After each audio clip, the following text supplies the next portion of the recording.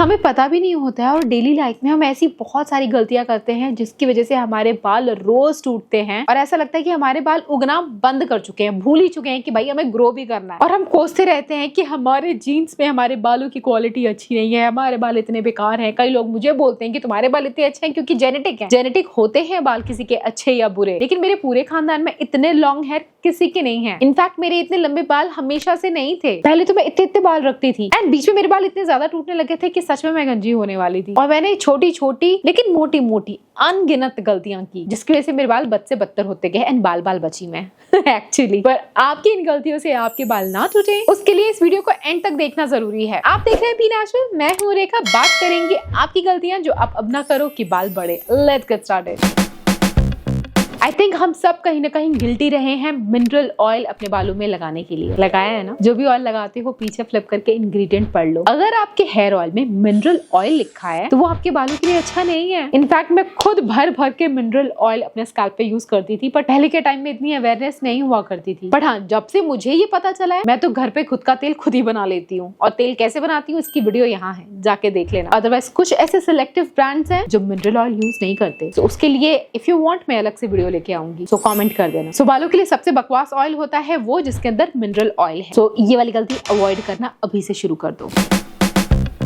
हम कई बार अपने काम में इतने बिजी रहते हैं कि रेगुलरली हेयर वॉश करते ही नहीं है। कई लोग तो हफ्ते में एक बार या 10 दिन में एक बार हेयर वॉश करते हैं, विच इज वेरी रॉन्ग। अगर आप ऐसे पर्सन हो जिसको बाहर जाना होता है, आउटडोर्स पे आपके काम होते हैं, बिना एसी के बाहर आप ट्रैवल कर रहे हो, स्किन से पसीना निकल रहा है, स्वेटिंग हो रही है, धूल मिट्टी डर्ट ऑयल शैम्पू हेयर के प्रोडक्ट का रेसिड्यू सब आपके बालों पे आके जमता जाता है एंड एकदम मैल की धूल की लेयर सी जम जाती है आपके स्कैल्प पे। स्कैल्प पे इतनी सारी डर्टी लेयर होगी तो स्कैल्प सांस कैसे लेगा, ब्रीथ कैसे करेगा, ग्रो कैसे करेंगे आपके बाल। पर फिर ये भी समझ नहीं आता कि बाल कितना धोए। बार बार शैम्पू करने से भी लोग मना करते हैं। अब शैम्पू ना करे तो भी प्रॉब्लम है, तो करे क्या? मैं तो यही मेथड फॉलो करती हूँ। मैं फील करती हूँ अपने बालों को, मुझे लगता है बालों में हाथ डाल करके कि मैले गंदे लग रहे हैं तो मैं हेयर वॉश कर लेती हूँ एंड जनरली मेरे बाल गंदे हो जाते हैं 3 से 4 दिनों में, क्योंकि मेरा काम तो घर से ही होता है, मुझे ज्यादा बाहर उतना जाना नहीं होता है। अब हो सकता है आपके बाल हर दिन गंदे हो जाएं, तो अगर रोज रोज बाल गंदे हो रहे हैं, रोज रोज बालों में बहुत ज्यादा पसीना आ रहा है, आप रोज हेयर वॉश कर सकते हो। Make sure mild shampoo use करो, हार्श केमिकल्स वाले नहीं। स्कैल्प का क्लीन होना जरूरी है। अपने हेयर फॉलिकल को ऑयल डर्ट एंड स्वेट से क्लॉग होने मत दो, नहीं तो हेयर फॉल होगा ही होगा। So a clean scalp is a healthy scalp and healthy scalp है तो हेयर ग्रोथ है।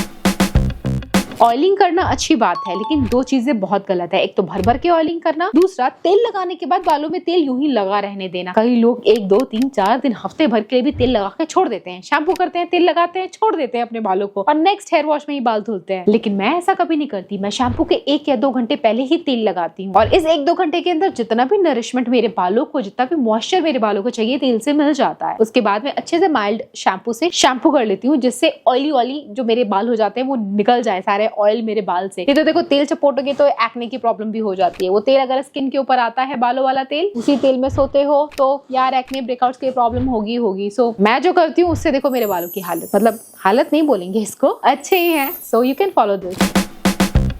Skipping conditioner is the biggest mistake. Shampoo करने के बाद कंडीशनर नहीं लगाया तो पता है क्या होगा? बाल आपके डर, dry, damage, frizzy, prone to tangle and breakage. So ever never skip conditioner. पर ध्यान रखना, शैम्पू कर लिया, बालों को ऐसे निचोड़ करके एक्सेस वाटर निकालना, उसके बाद कंडीशनर लगाना एंड 3 मिनट या 5 मिनट बाद नॉर्मल पानी से रिंस कर लेना। कंडीशनर पे लिखा है कि स्कैल्प पे लगा सकते हो तो ही लगाना, नहीं तो बहुत सारे कंडीशनर ऐसे होते हैं जो सिर्फ बालों की लेंथ के लिए होते हैं, स्कैल्प के लिए नहीं।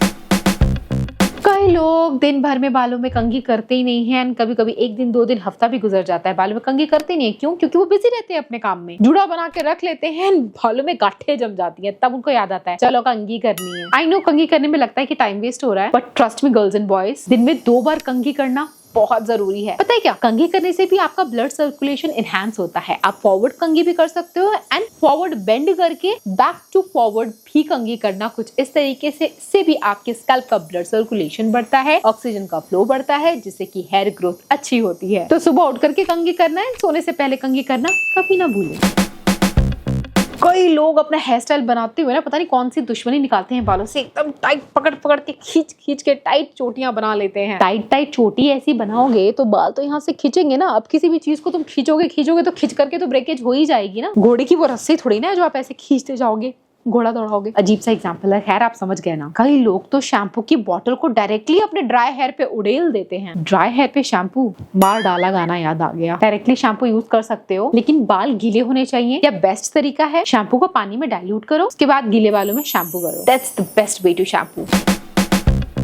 बालों को धोने के बाद ये वाली मिस्टेक बहुत सारे लोग करते हैं। इनफैक्ट मैं भी करती आई थी ये वाला मिस्टेक। पता है क्या करती हूँ मैं? मेरे बाल है लंबे, ठीक है, तो धोने के बाद जब गीले रहते हैं ना, तो मैं ऐसे ही पंखे के नीचे बैठ करके बालों को सुखाया करती थी। अब इतने लंबे बाल सूखने में 3-4 घंटे, स्पेशली सर्दियों में दिल्ली में जब मैं थी, लग ही जाते थे। और इतनी देर बाल गीले रहने से they are prone to breakage. So इससे अवॉइड करने के लिए क्या करें? मैं हमेशा से ब्लो ड्रायर का इस्तेमाल करने से बचती थी। बट रिसेंटली मैं एक डॉमैट से मिली एंड उन्होंने मुझे रेकमेंड किया ब्लो ड्राई कर सकते हो बालों में, but make sure cool setting रखना, हीट वाली नहीं। और अगर हीट वाली रख भी रहे हो तो बालों से ब्लो ड्रायर की डिस्टेंस दूर रखना, पास से नहीं चिपका के, थोड़ा दूर रख के करना। बालों को नीचे की तरफ ऐसे ब्लो ड्राई करना, ऐसे नीचे से नहीं करना, तो ऊपर उड़ेंगे। ऊपर से नीचे की तरफ करना ब्लो ड्राई का direction. Try this hack and आपके बाल काफी अच्छे से स्ट्रेट एंड मैनेजेबल भी लगते हैं ब्लो ड्राई करने से। So I was guilty of doing this mistake, but अब मैंने भी कुछ नया सीख लिया है। So blow dry your hair top to bottom, never go bottom to top. Understood? So ये सारी गलतियां आप अब तक करते आ रहे थे। इनमें से कौन कौन सी गलतियां आप कर रहे थे मुझे कमेंट करके बताना। मैं तो बहुत सारी गलतियां करती आई थी, सुधर गई हूँ, बाल भी सुधर गए हैं, आप भी सुधर जाओ। लाइक, शेयर, सब्सक्राइब, कमेंट जरूर करो। अच्छा, मेरी लाइफस्टाइल व्लॉगिंग देखनी है, मेरे प्यारे 2 छोटे बच्चों को देखना है, मेरे हस्बैंड के साथ मेरी केमिस्ट्री, और मेरा नया घर बनके तैयार होने वाला है। कुछ ही दिनों में होगा हमारे घर का गृह प्रवेश, जिसका इंतजार 1 साल से मुझे और मेरे व्यूवर्स को था। तो अब इंतजार खत्म होने को है, शानदार घर आपको देखने को मिलेगा। So do subscribe Mr. and Mrs. Prince. Thanks for watching. I'll catch you again. Till then, bye guys.